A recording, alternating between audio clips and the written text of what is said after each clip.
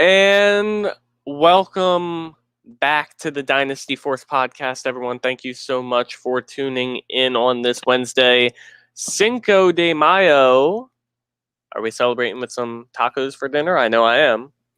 My boys? Aqua Fresca, that's it. Close. Bill?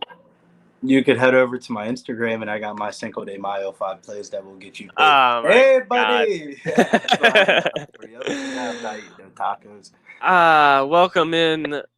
Today is another mock draft episode on the podcast. And, man, off the heels of a very interesting NFL draft, the way that things played out. Speaking of the NFL draft, let's head over and introduce my guy who could not watch the NFL draft himself, Billy Brisbane at Getting Bills. How's it going, buddy? Are you caught up on all the news?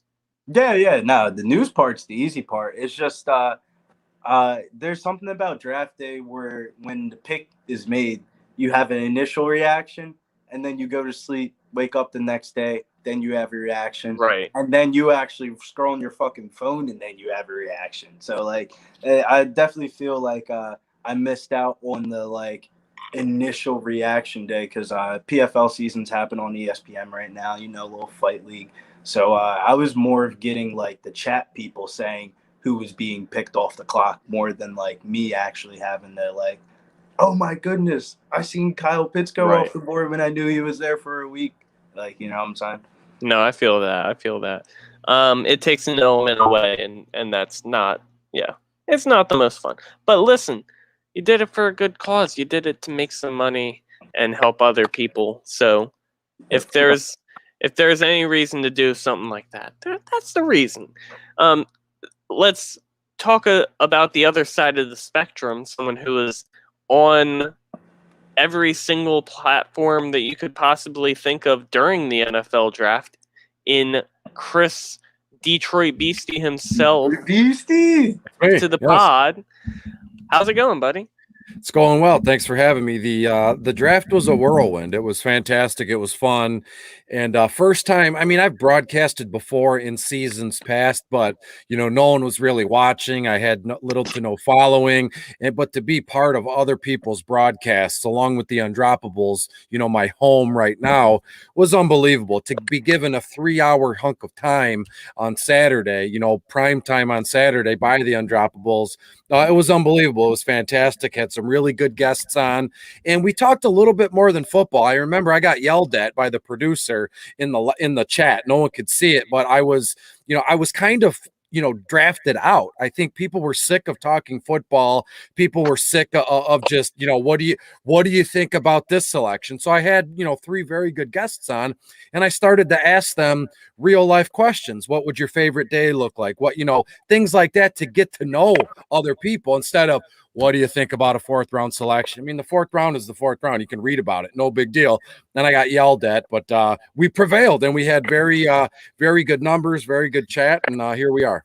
See, but Chris, I feel like one thing is with doing live video streams and stuff like that, you're flowing with the chat. It's more of you having a set agenda, but once you're flowing with the chat, the numbers are great. I'm not looking at much. Well, if I'm tuned into somebody, right, it's one-on-one. And I had a Dukes, that's his name, at Dukes something he's at the Undroppables too. He was kind of my. Yeah, he was my second guy, right? I was given the time, and it was me and Dukes, and I think I had on Sam Holt once for about an hour, and Jordan McNamara. He's got an unbelievably fantastic Dynasty analytics website, and then Jim Coventry. He's our friend. He's on Sirius Satellite Radio. And it really started at the end with Jordan McNamara in the first hour. We started flowing, and then boom, Sam Holt came in, and we started flowing. And I wasn't even looking, there wasn't really any comments or questions. People were just, saying, "Oh, this guy was selected." But I got tuned in, and I felt like it would be rude, if I were to just not look at my other guest as a human being, just like she's here or he's here. And what do you think about the 175th pick? Who cares about the 175th pick? You can read it. It's not that big of a deal. Now, again, look, boys, I know that I agree, so. what I was asked to do was a draft show. So you know, we had the ticker going across. Right, In right. today's day and age, everyone's got a phone, everyone's got a computer. Fourth and fifth round isn't that big of a deal. That's readily available at your fingertips. What about Sam? What about Jim? Do people know these people? This is where you can find them. This is who they are as a woman, as a man. Get to know these people. You can talk to anybody about, you know, NFL and the draft. But again, it went off without a hitch. It was fantastic. Not complaining one bit. Perfect. Well, I'm glad to hear that, Chris. And for me personally, I just sat back. I enjoyed the draft myself, and yeah, it definitely was something worth enjoying. Especially that first day, the way things fell. It was hot early with fantasy assets, and it managed to last itself. Tailed off a bit towards the end for fantasy purposes, unless you're in IDP leagues, and then you have something to watch for at every point in time. But yeah, I think it was a fun draft, and definitely a lot to look into. And it helps people get experience, right? Yeah. So look around on social media now. Everybody has a microphone, everybody has a camera, everybody's broadcasting, everybody's giving their opinion. Look at what's going on right now. Who's like the hot analyst, who's the hot broadcaster. Cut that in half, and then cut that in half, and these people won't even be around this time next year. So it helps build character for people, and it helps experience for certain people. You know, you can count on one hand, you know, the big shots, the head honchos. Right. They're always going to be around, but nobody's like me, you know, who knows what next year is going to bring. Who knows if these same folks are going to be around this time next year. So it's just fun to say you did it in a way. You know, like, you know, Rob, you're expecting a child. Who knows what's going on for me? What if I have to step away and I have to take a year off, or I just get tired? So I might not be here next year. That same thing could be said for everybody. So that's why every time I broadcast, every time the microphone is on, every time the camera is live, I do it like this is my last time, because I enjoy it so much, and we just don't know what tomorrow will bring, let alone this time next year. Perfect. Nothing is given. Philosophy advice, Chris. Fantastic. And also, you mentioned, might as well get into our bit of news, our personal Dynasty Force podcast related news. Chris mentioned I am expecting a child next month, which is very exciting for me. But because of that, obviously I got to prioritize a little bit. So I'm going to be taking a step back from the podcast. Bill and Trey will be running it full time. I'll still be on. I'll still be, you know, trying to be like what Chris is basically for us, which is that part-time host, but full-time in our heart.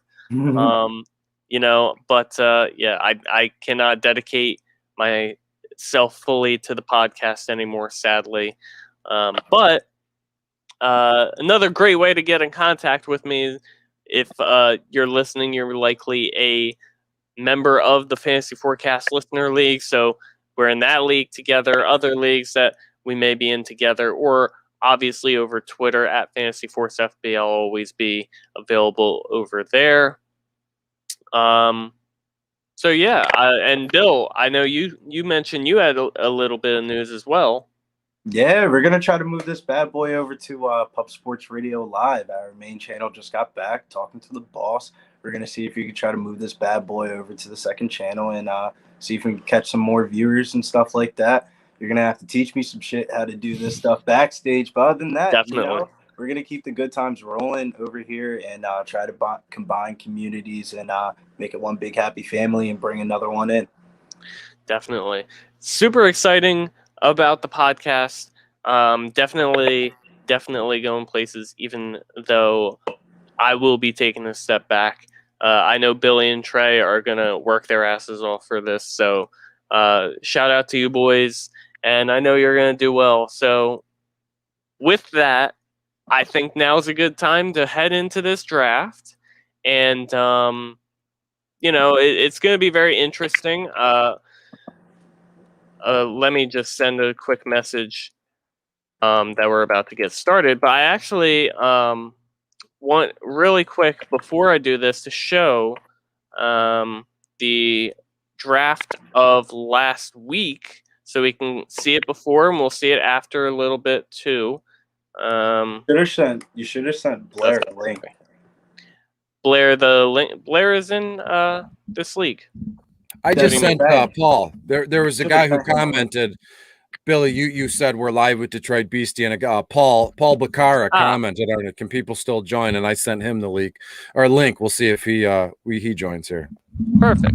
Okay, so I'm not sure why this isn't pulling up. It was literally perfect before, but now it just wants to play with me a little bit. There we go. All right. There we go. All right, so now we got the old draft, or we'll call it old, but it was last week's draft.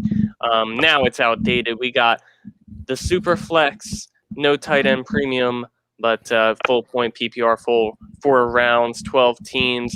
So you can see it here: Trevor Lawrence, Justin Fields, Najee Harris, Travis Etienne, Chase Pitts, Zach Wilson, Mac Jones, Javonte Williams, Jalen Waddle, Terrace Marshall, Trey Lance for the first round. And I have a feeling that we're going to be seeing things a bit differently in this one. Paul is in this draft, so I am going to... Rob, real quick, you yes, started. You could start it. Go ahead. Okay. I have a question. You brought up a quick tidbit of last week. We were live. The three of us, that was us this exact time a week ago. Is there anything you would have told yourself if we could go back in time?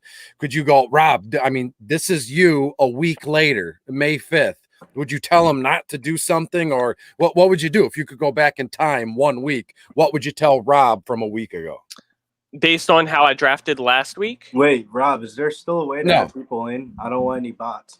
It looks like it's full. Yeah. There was one bot, but yes. Besides I can get two like active people to get it in right now. I'm just trying to find this link in my I don't know if there's a way. If Chris, do you happen to know? I don't believe. Yeah, you just copy and paste in the browser. I have I could copy and paste it right now. That's what I'm saying. I'm about to copy and paste it in their browser. Okay. Yeah, no, but Rob, I was going to say no, not even football related. Just is there a way to like pause it or something like that? Yeah, it's basically paused right now. Damn, what did I do? I just hit some bullshit. Billy, I just put the link. I just put the link in the private chat here. Feel free to copy and paste it in the StreamYard link.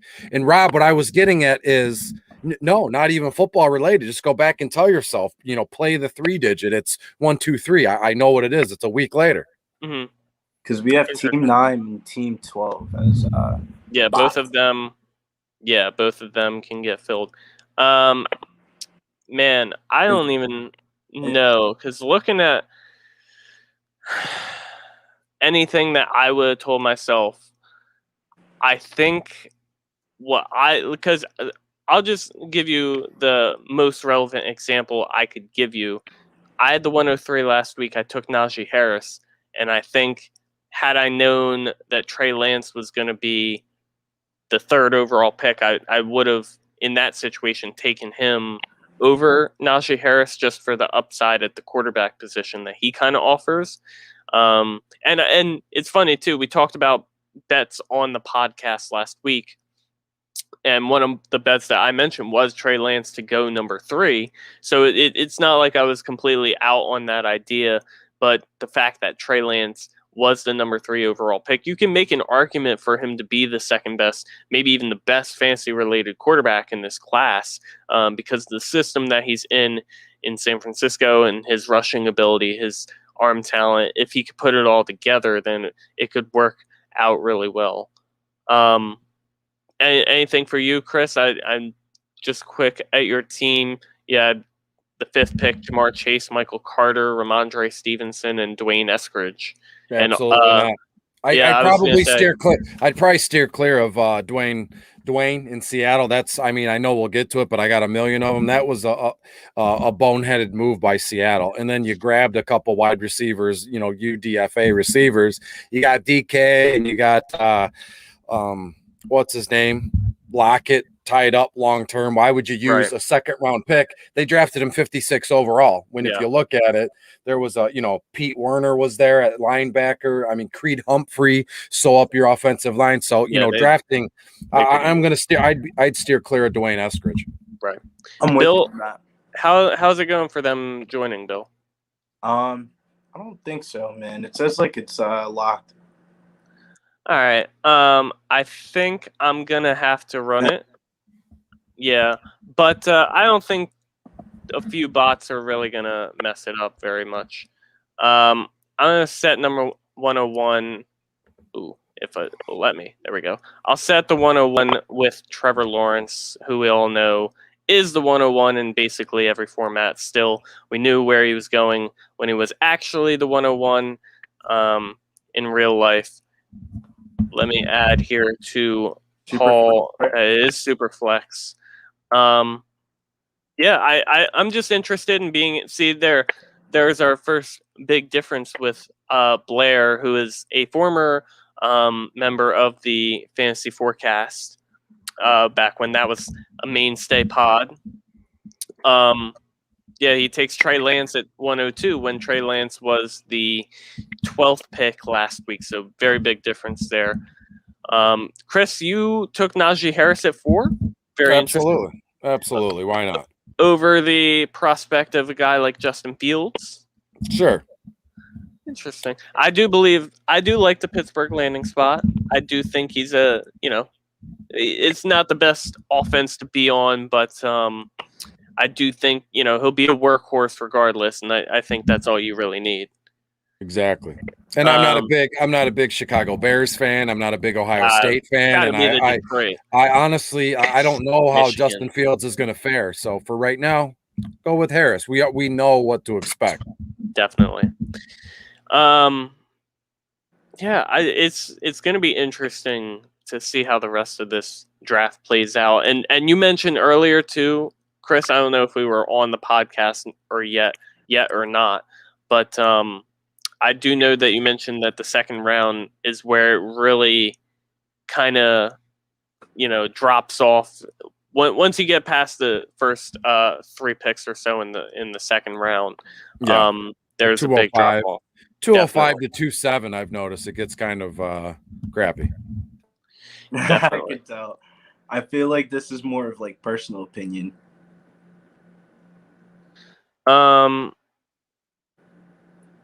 Yeah, I actually just realized too, because I've been fucking up this whole time.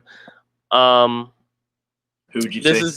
This is not linear, so and I don't think I can change that now that we've started. So I mean, I feel like most rookie drafts aren't linear, right?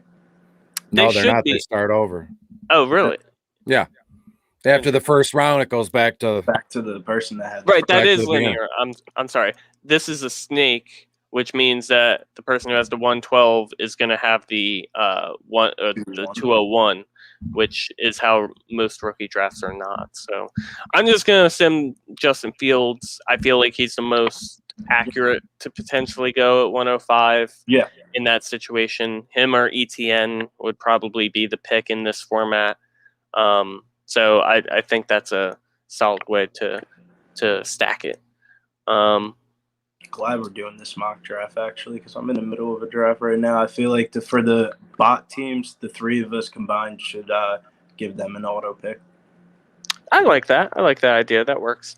Because the sleeper ADP isn't accurate towards it's not rankings. It's not. And we don't, we're not going to screw them up just to say we get a better team, because obviously it's just a mock. It just carries over. So let's say, what do we got here? Team 9, Team 12, and I'm going to say fantasy. Sadly, some people that are here aren't drafting. Let me toss it to Bill then, right, real quick here. You're in this position. Who are you taking? I would say it's a toss. I would say lean 70% ETN, 30% Pitts. If you're on like the draft wizard thing and it has like the percentage pick, those would be the 2 percentages, I feel like. I agree. Sorry,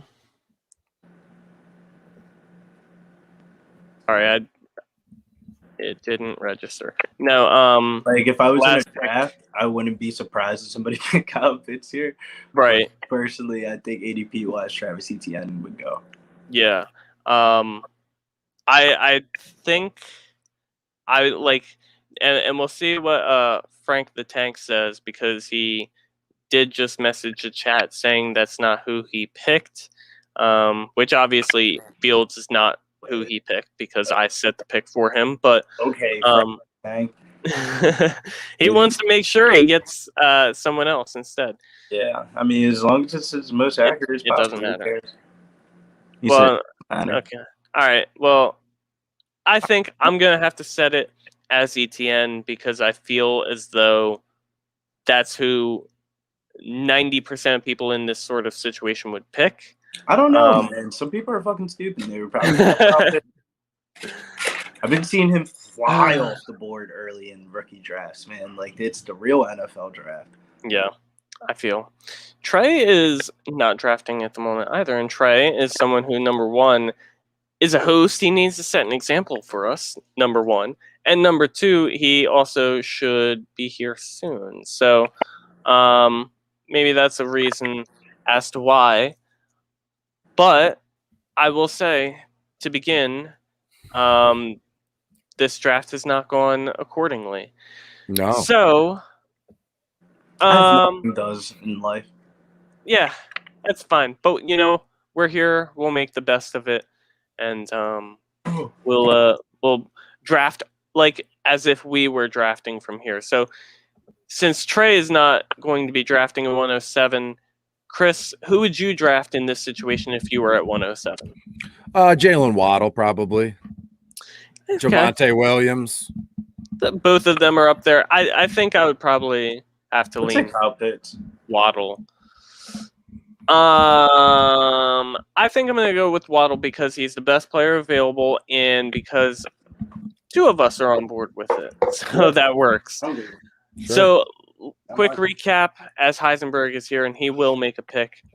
T-Law, Trevor Lance, Jamar Chase at 103, Najee Harris, Justin Fields, Travis Etienne, Jalen Waddle. I know Heisenberg is here and he will make the pick at 108. Cool. And then we got some bots, but we got me at me and Bill, I should say, as well. Bill, take the role of Team 9. What are you hoping that Heisenberg takes here so that for you and your strategy? Oh, he takes Zach Wilson. Let's say it makes it a little better for you. Excuse my language for the pod. I'm sorry. But yeah, that was the person I was looking at. Oh, wow, perfect. I like him for fantasy next year, to be honest with you. That's one of the if you ask me, I think the quick question was that you DM me was what was your biggest surprise of the draft? Mm-hmm. I liked, for fantasy purposes, what the Jets did. I feel like Zach Wilson has a chance to be actually decent.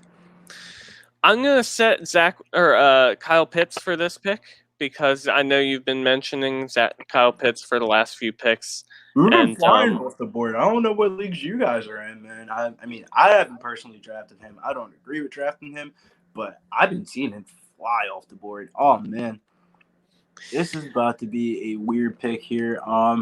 Because I really don't like Devontae Smith. I don't like Javonte Williams too much. The Denver. It's funny because Eagles fan out here hating on. I'm not an Eagles fan anymore. I told you. It's not a thing. Eagle who? That sleeper I'm gonna logo. surprise some people here. This landing spot for him was just literally if we're playing Madden and we're drafting for next year, it feels like a Madden draft spot. Shouts to the man, highest mover ranker among running backs, Trey Sermon. Oh, interesting. I love that team. Let's go. Very interesting. Chris, I'll let you take Team 12. All right. And then personally, I don't see how I don't draft Devontae Smith here at the 111. True. I feel like I unlike Billy, I'm in on Devontae Smith, and I feel like he's the clear-cut one in Billy, even if Hurts may not be the passer we want him to be. Chris, you at 112. What are I you get thinking? two selections back to back, so I'm going to hammer home running back. I'm going to go Javonte and his college counterpart, Michael Carter. Bing, I like bang, that. boom. I like that. That actually makes me sad because I should have, in that situation, then I should have definitely taken Javonte at the 111. But I went best player available. I'm not too regretting of that, but I mean, yeah. now you're able to stack up Devonta and Bateman if you so choose, which is just as sweet. It's good. I think I'd rather have Elijah Moore though, personally. Sure.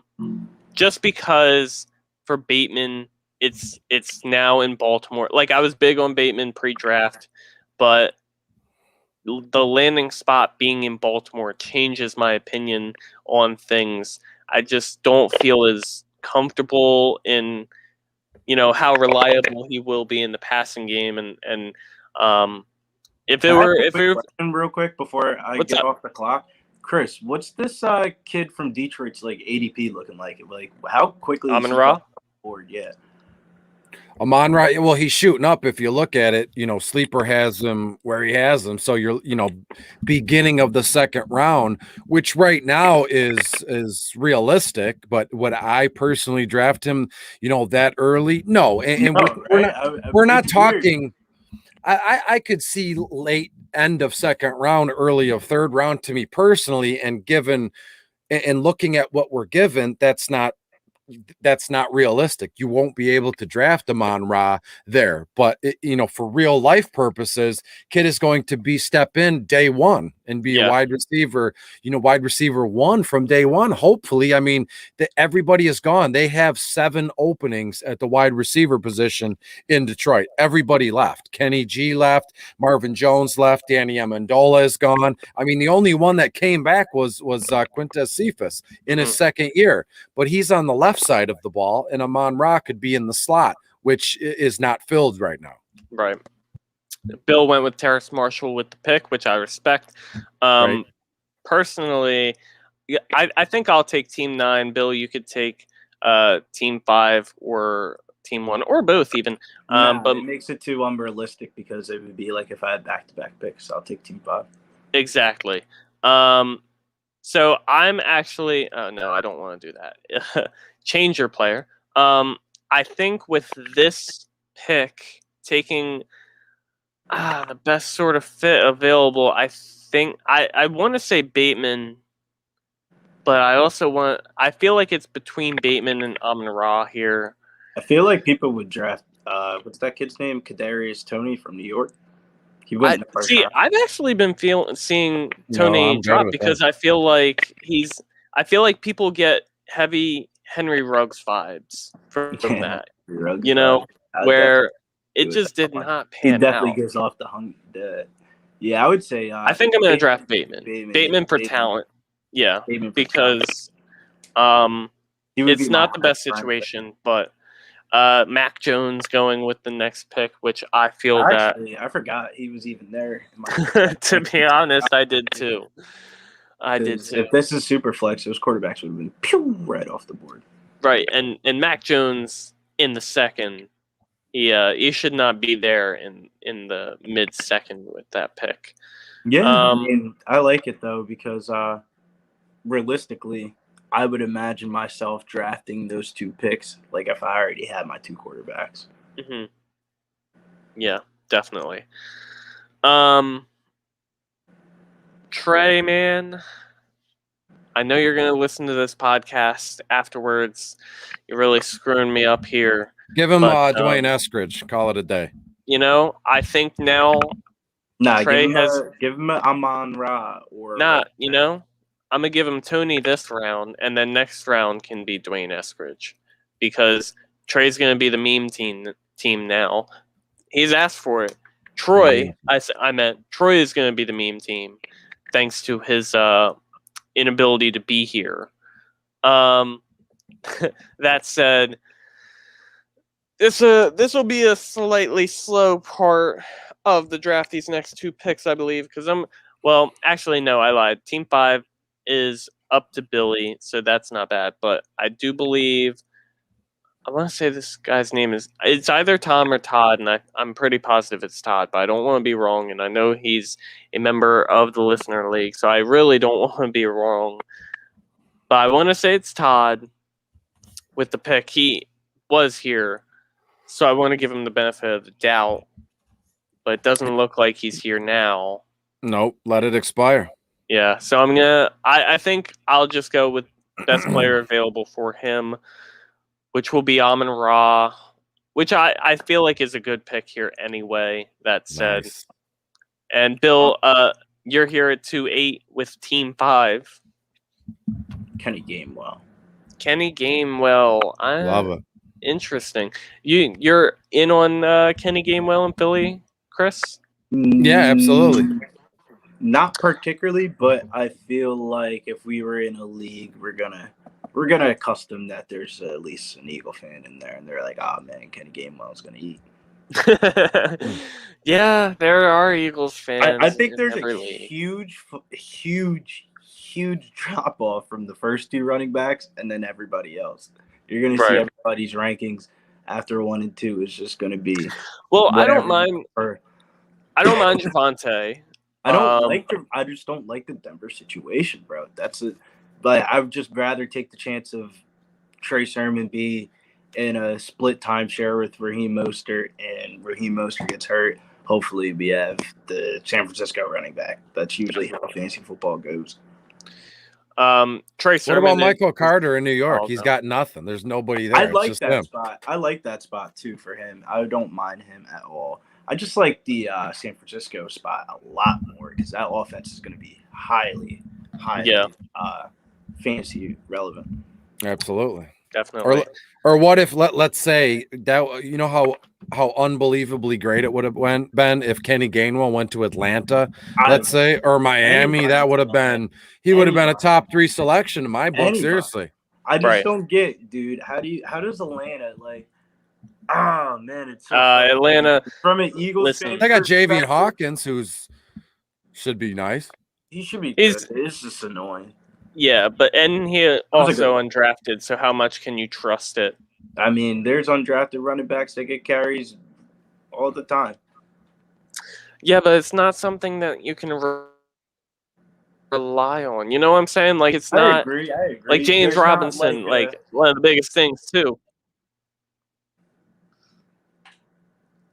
I would agree with that. There's not like a written thing out of like, all right, this kid's a first round pick. So when we're in training camp, we're treating him like a first round pick. Yeah. And then you have the undrafted kid who just gets the scraps for a little bit, and he's got to wait until a practice day or something like that, or 7-on-7s to really get his name out there. I agree with that. It's not a guarantee. Right.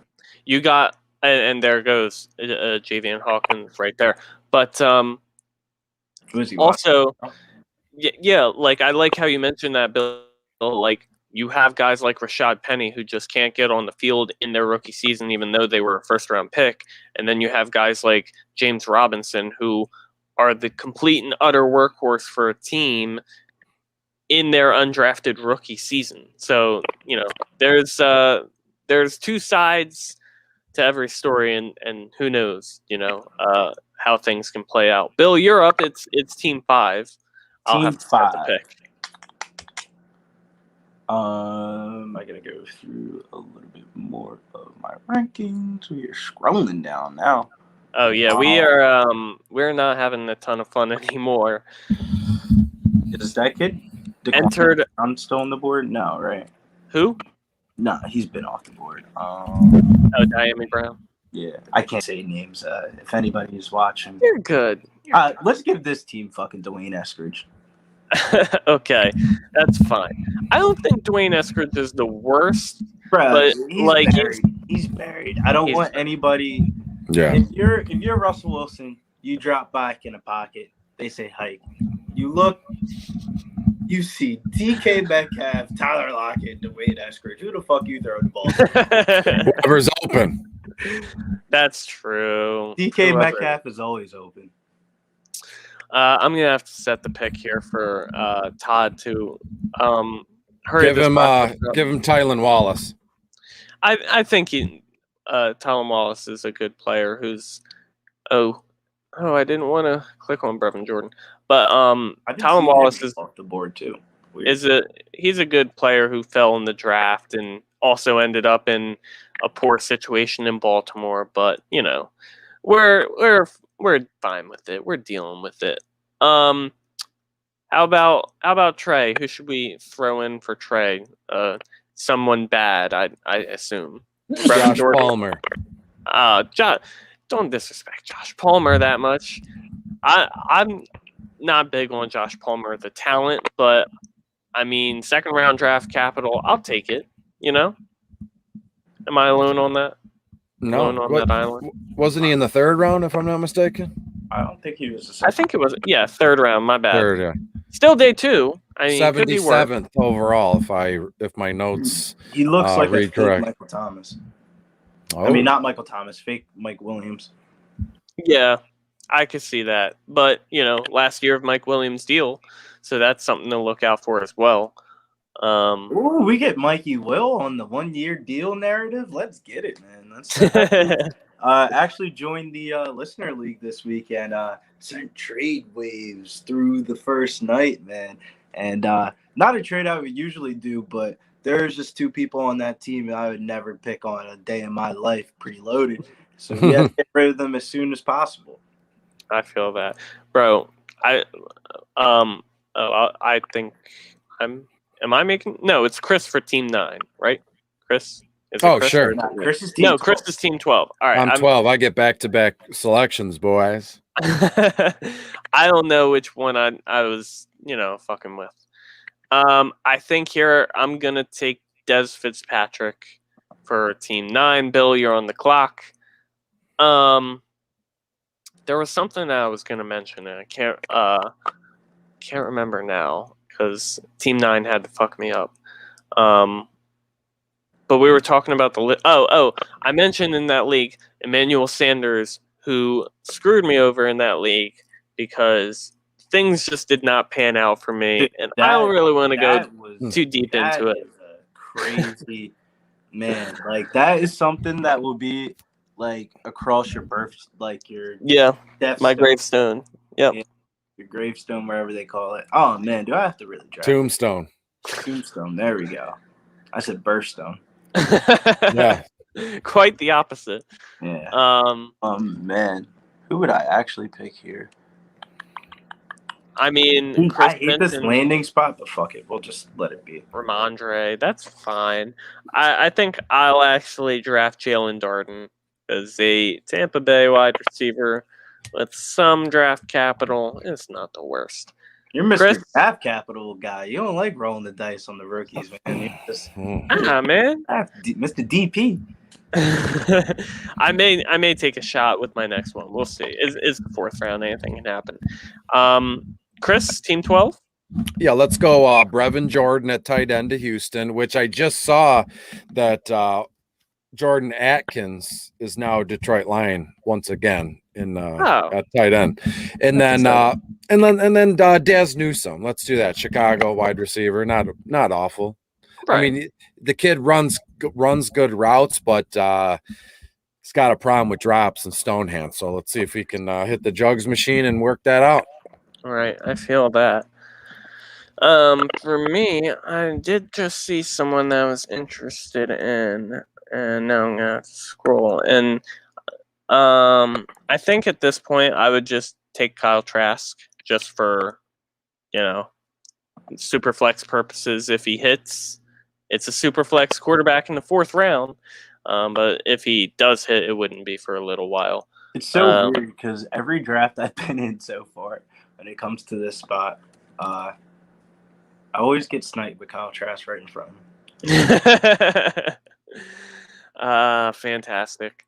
Give me a little Atwell with the draft capital. Give me that 2. I like that landing spot for him a lot. Oh, interesting. I don't know many people that do, so I'm very interested to hear that one. Is there a reason? I mean, there's really no. I feel like the Rams just don't like Robert Woods. It's weird, And Tutu Atwell has a year or two to learn from Deshaun Jackson how to play that type of role in the NFL. And it's kind of like I'm comparing two different sports, but I always compare it to because Deshaun Jackson's basically a Philly guy now.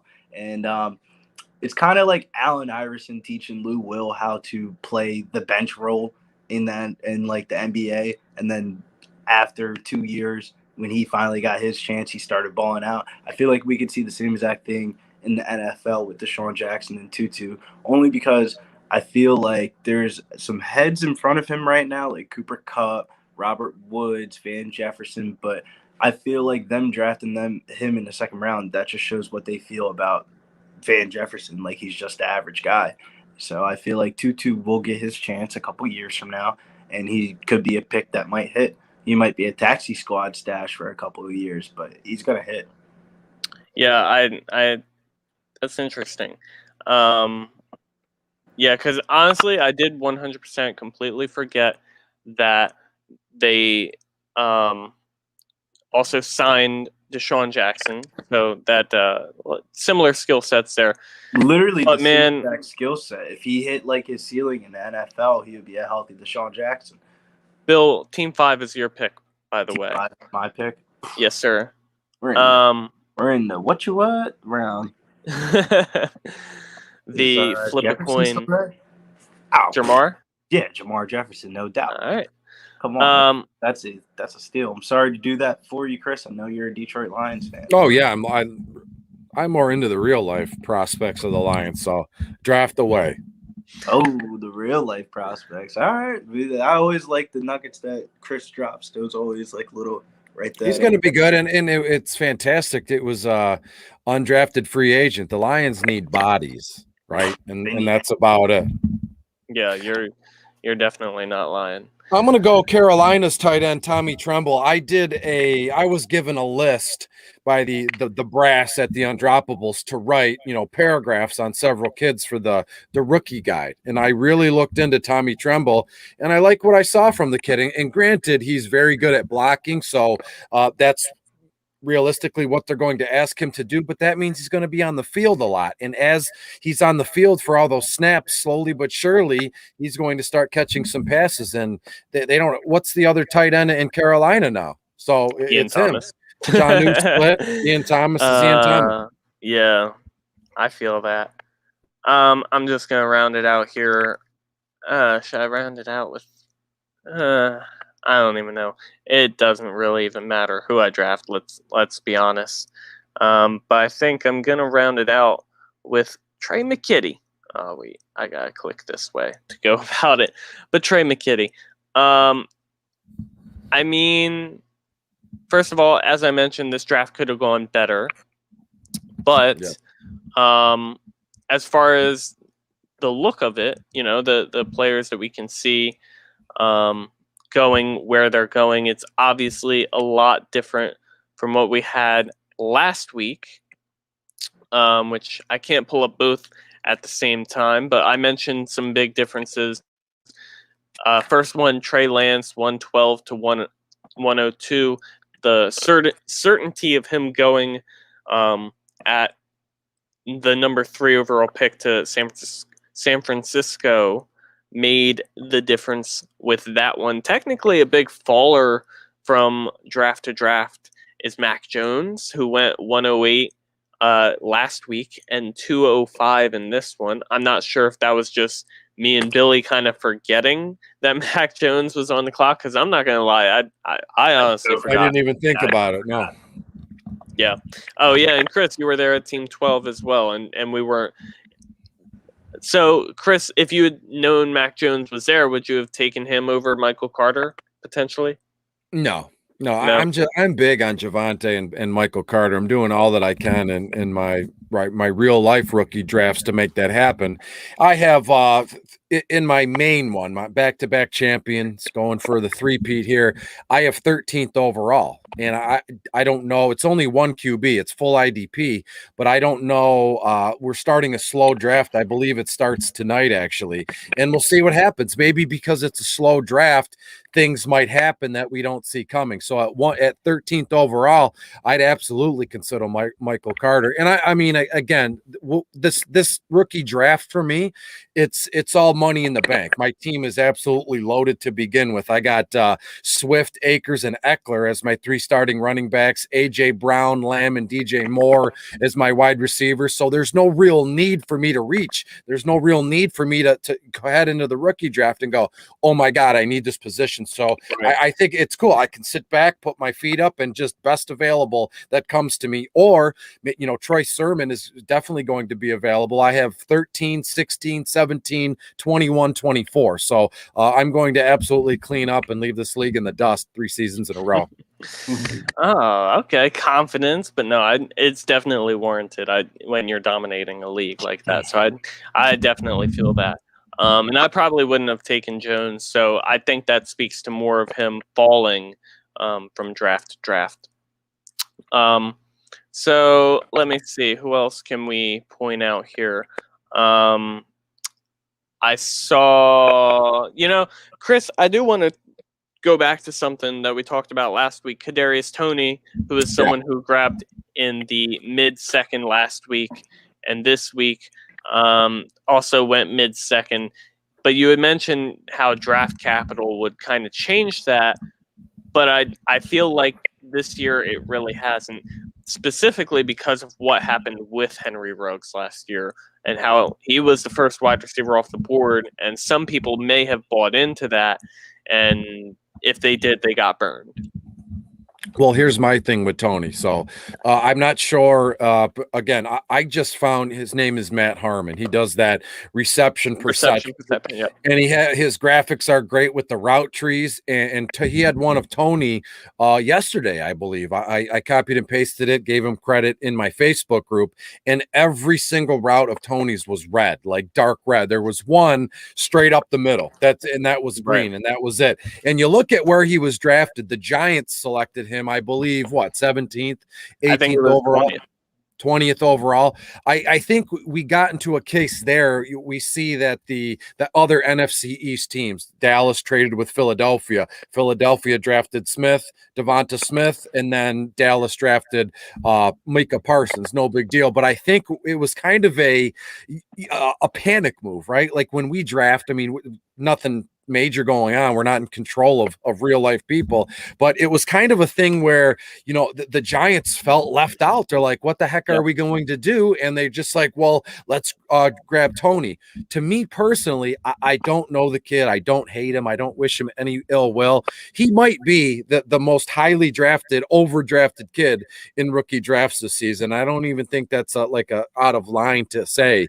Toney it is what it is, and we shall see. Maybe I'm wrong. I hope I'm wrong, but I just don't see it happening there for him. How are they going to use him is going to be a big thing. So OTAs and preseason, God willing, if we have that, is going to be a lot, right? So they have Saquon is back. Kenny Galladay is there. Slayton. I mean, Sterling Shepard. I mean, where the heck is Toney actually going to fit in? Oh, it's a season where Daniel Jones has it's like this is your year to do it. If not, you're going to be gone. So I don't like Toney. I never have, and I especially don't like him in New York. Right. Interesting. Looking from draft to draft, I mean, there's not too much more to specifically mention. I want to say Amari Rodgers was a big jumper. Definitely was. He was a well warranted, if I might say. Oh yes, definitely.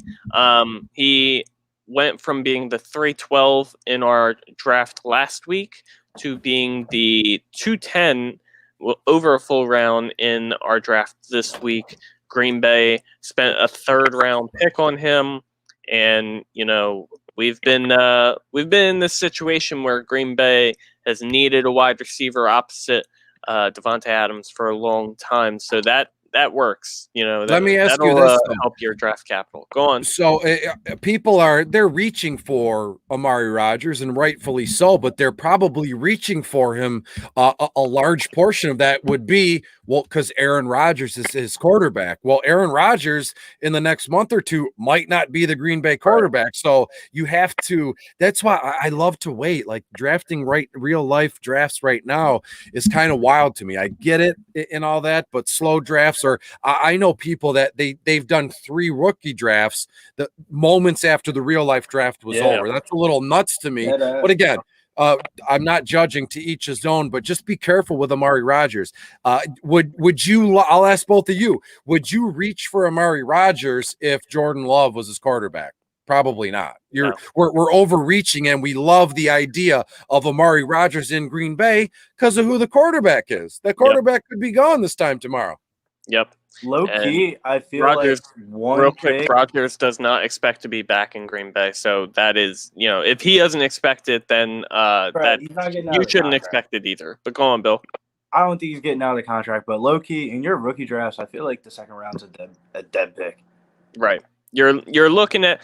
There's a few people that I like that went in the second round. I mentioned that earlier on in the second round is not bad, like Michael Carter, Elijah Moore, Terrace Marshall. I feel like they're 3 good players. I don't mind the Amon-Ra St. Brown pick because I feel like he's going to get volume because there's no one else really there. But who else in this second round period do you really want? Especially Amari Rodgers, I can understand, but what if Aaron is not in Green Bay anymore? You're hoping for a lot with a lot of these guys like Rashad Bateman. You're hoping that the Baltimore Ravens start passing the ball a lot more. Mac Jones, you're hoping that New England figures it out on the offensive side of the ball. Kadarius Toney, you're hoping that Daniel Jones puts it together. Gainwell, he didn't get a good amount of draft capital with his pick either, so you have to hope that he's more than just depth at the position. So you have to rely on a lot for these second round picks to hit.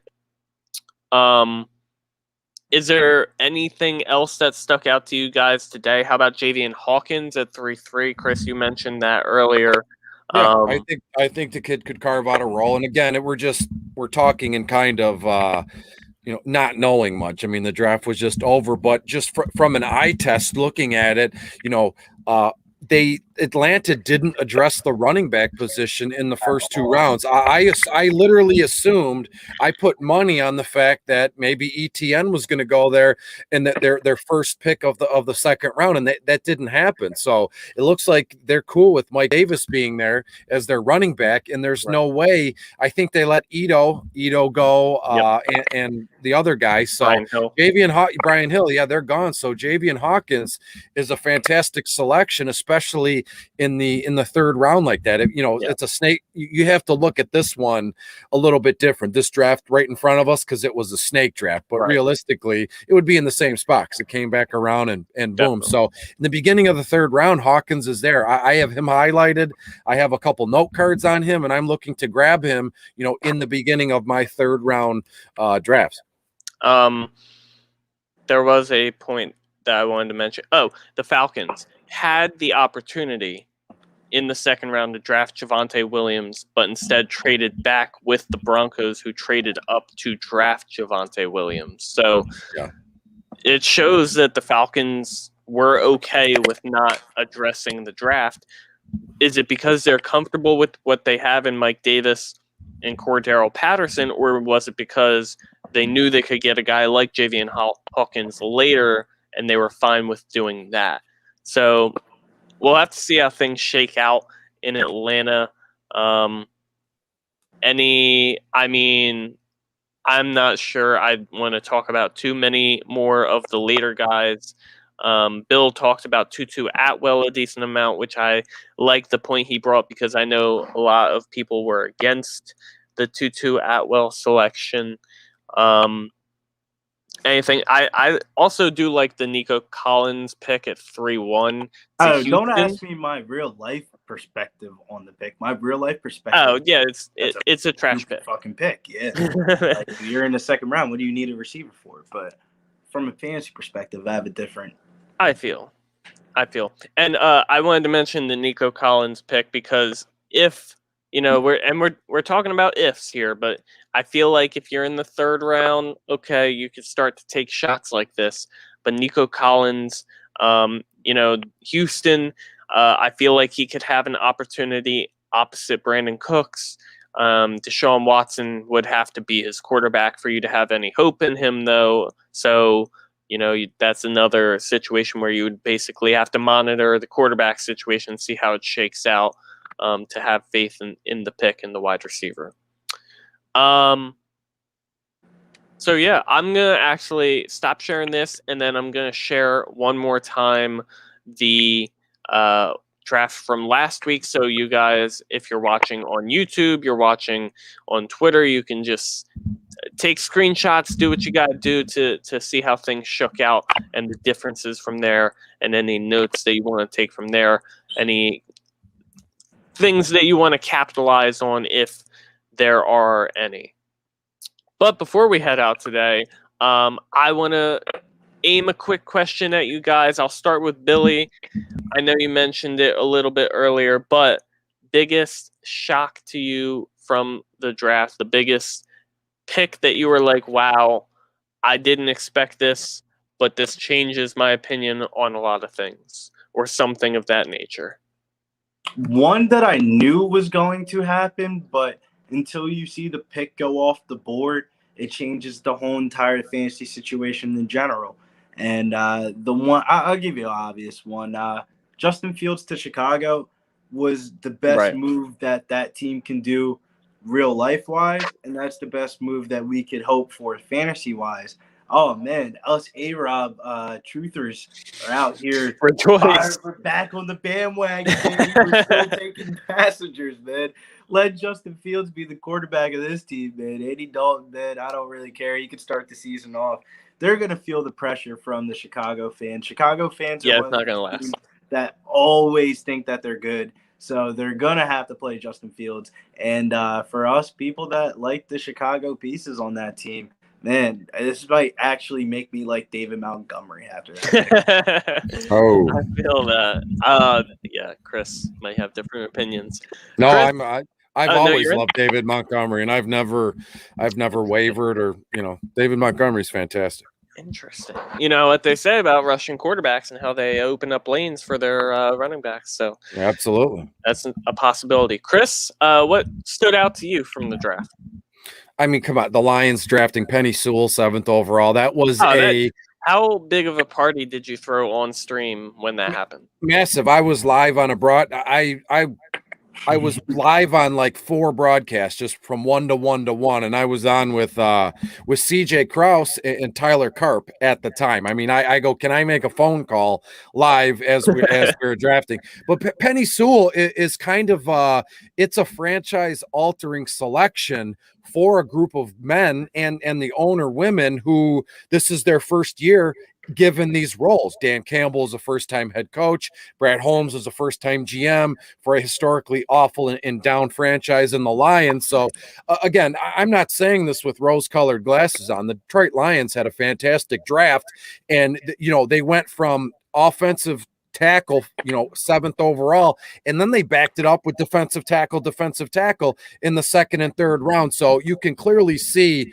what way this franchise wants to head and where they want to start, and that's the way to do it. Personally, I mean, if you keep doing the same thing over and over again, expecting different results, that's the definition of insanity. So always drafting a wide receiver, in the top 5, in the top 3, that doesn't get you anywhere. You have to build from in out. You have to build from the trenches, from the lines out. So when Miami drafted Waddle 6 overall, like I felt it. I felt flush. My heart started pounding. I felt the smile. I absolutely knew there's no way the Lions were going to pass on Sewell at 7, and Miami was that actually Cincinnati was that hump. That was the first hump, and then Miami was the last corner to round, for the Lions drafting Sewell. So finally, something goes the Lions' way, and I've loved what I've seen from these guys. From day one, the decisions that they made, the decisions that they didn't make. They let Kenny G walk. Fantastic decision. Look what they did. And again, everybody The Lions passed up on a wide receiver in the second round, then in the third round, then in the fourth round. And then everyone's like, well, what's he doing? And then they moved into the fifth round and had back-to-back picks. Amon-Ra was there. Tillin Wallace was there. And I thought, well, here's the time. They're going to go back-to-back receiver.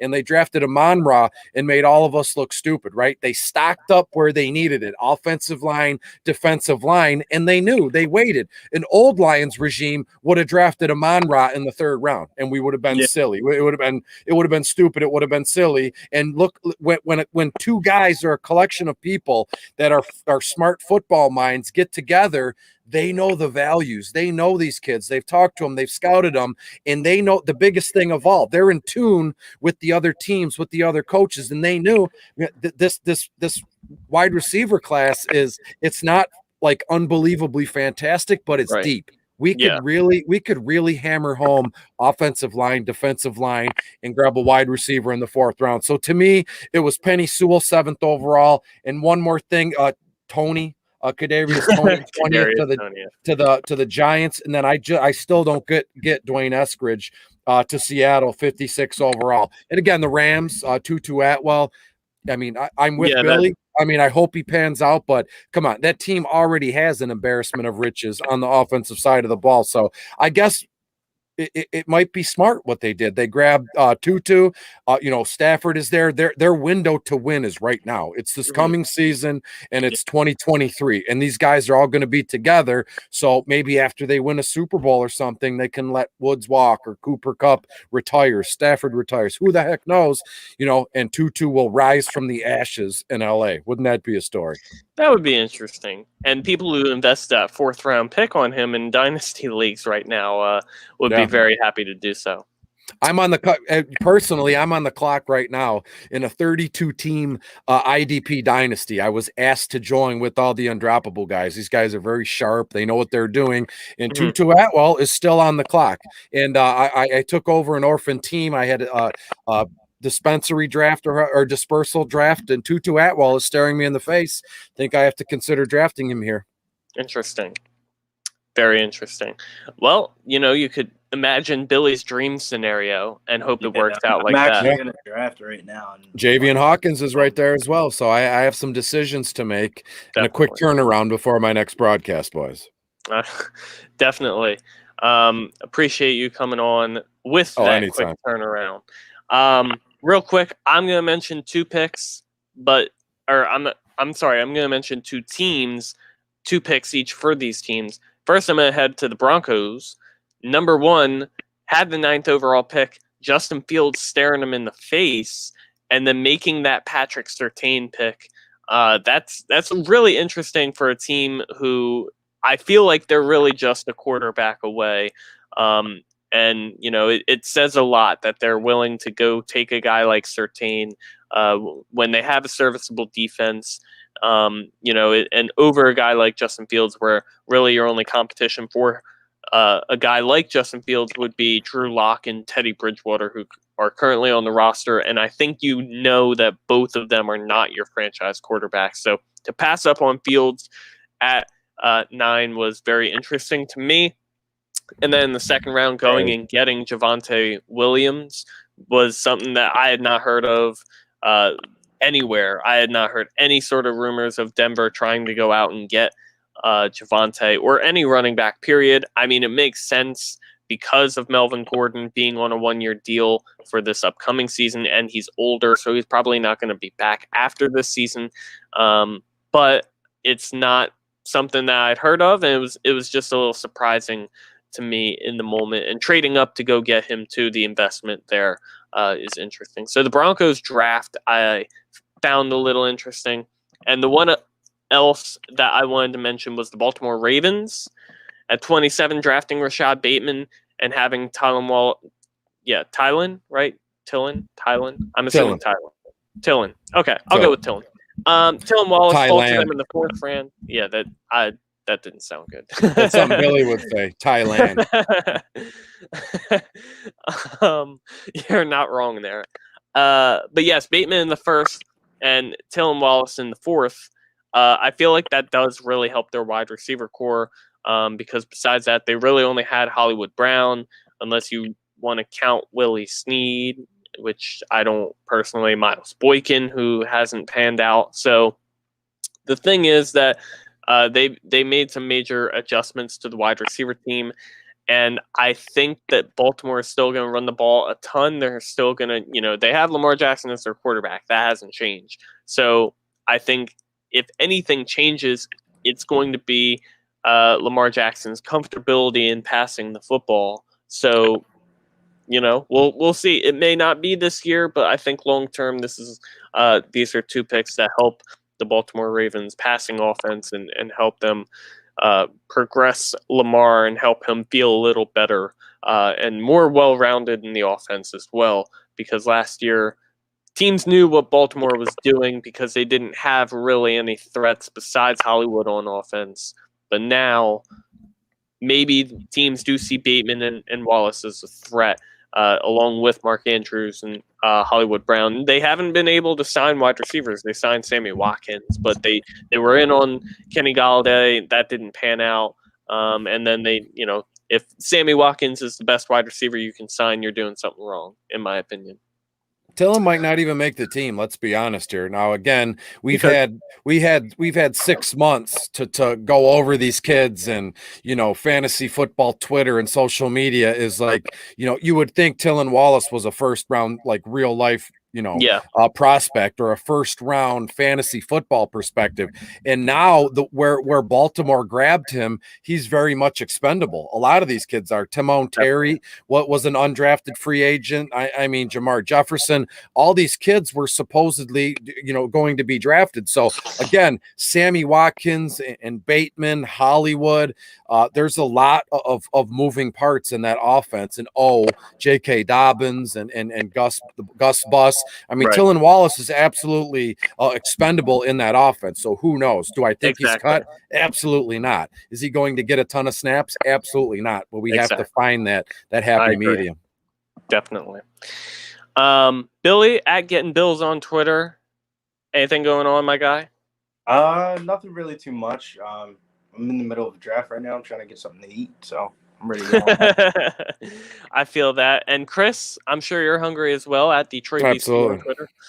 And then me at Fantasy Force FB, the show Dynasty Force Podcast on YouTube and on all streaming platforms. Thank you so much for tuning in. Next week, we're going to have more breakdown of the rookies, their landing spots, how it affects your fantasy players that are already on your rosters.